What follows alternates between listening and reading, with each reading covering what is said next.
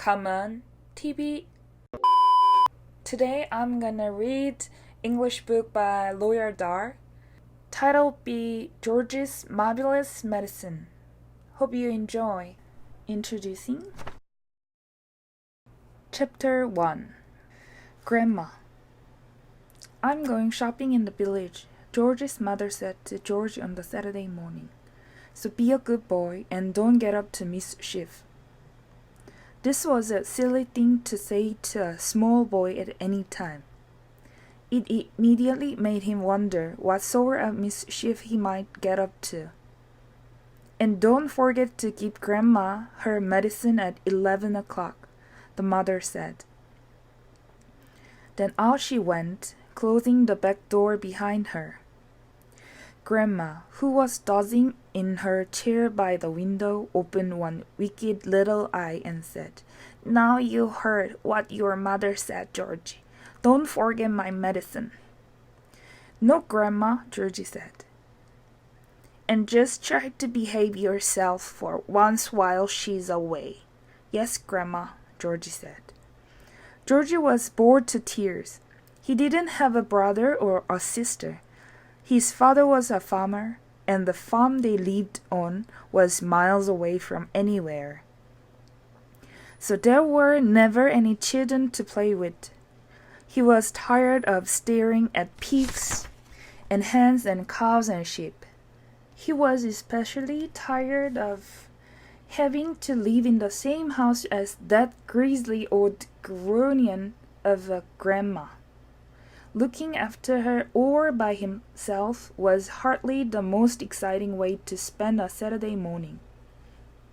"You can make me a nice cup of tea for a start," Grandma said to George. "That's keep you out of mischief for a few minutes." "Yes, Grandma," Georgie said.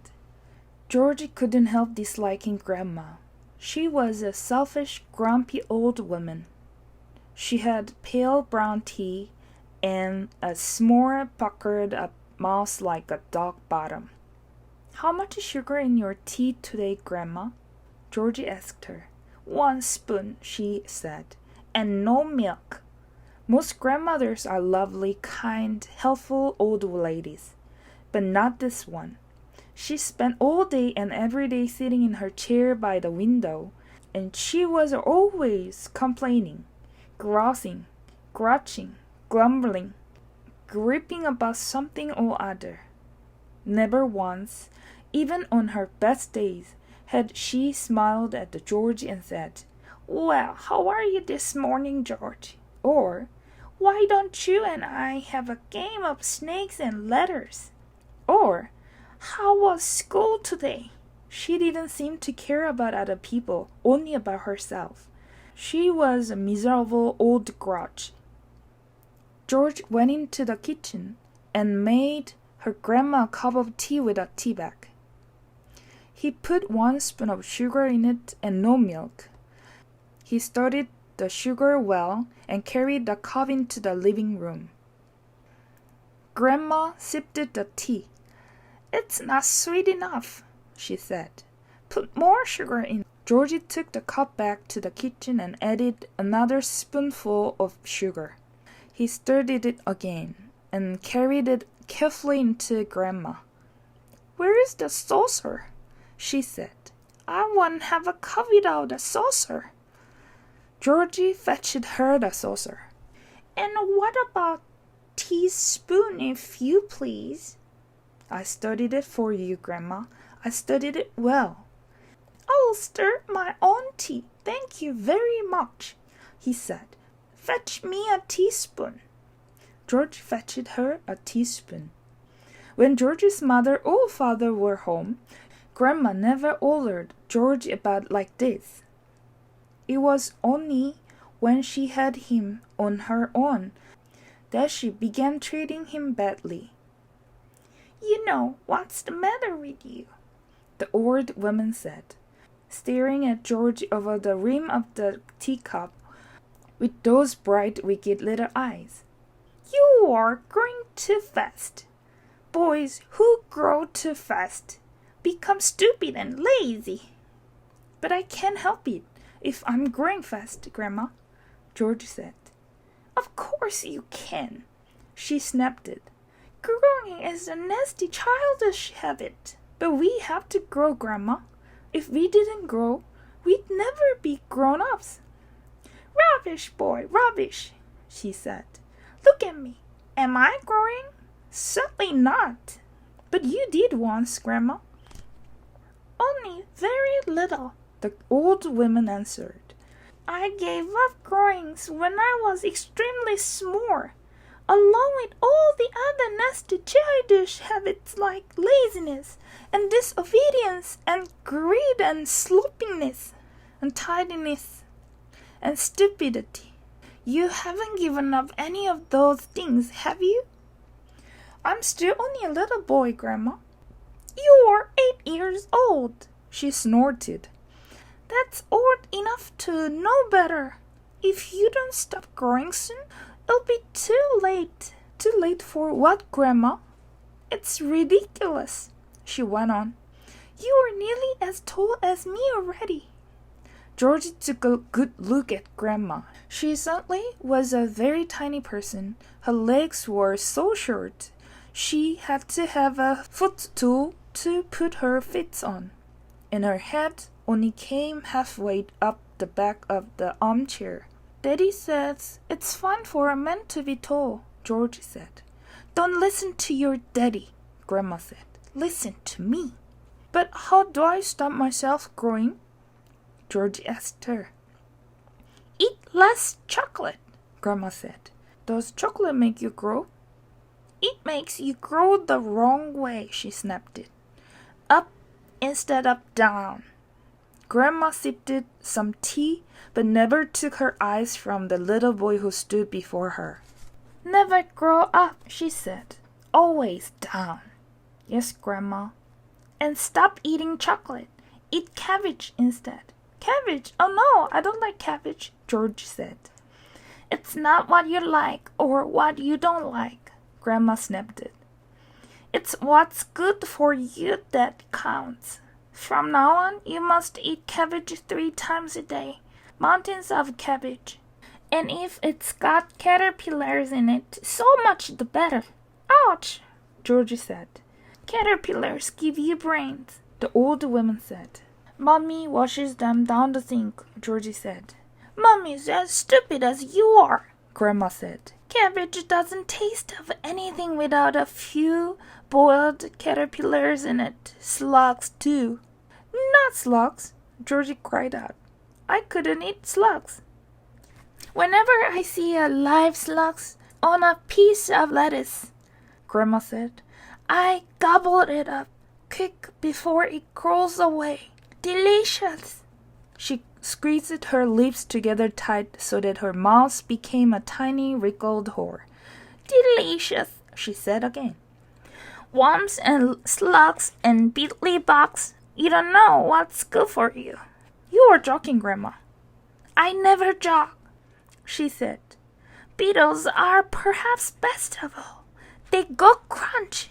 Grandma, that's beastly. The old hag grinned, showing those pale brown teeth. Sometimes, if you are lucky, she said, you get a beetle inside the stem of a stick of celery. That's what I like.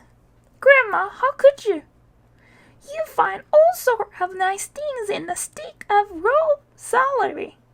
The old woman went on. Sometimes it's earwigs. I don't want to hear about it, cried George. A big fat earwig is very tasty, Grandma said, licking her lips. But you've got to be very quick, my dear.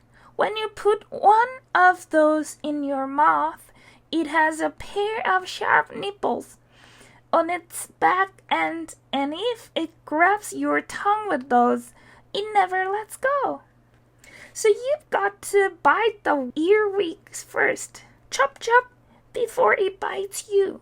Georgie started edging toward the door. He wanted to get as far away as possible from this filthy old woman.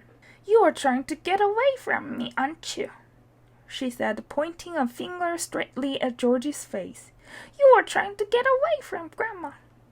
Little George stood by the door, staring at the old hag in the chair. She stared back at him. Could it be, George wondered, that she was a witch?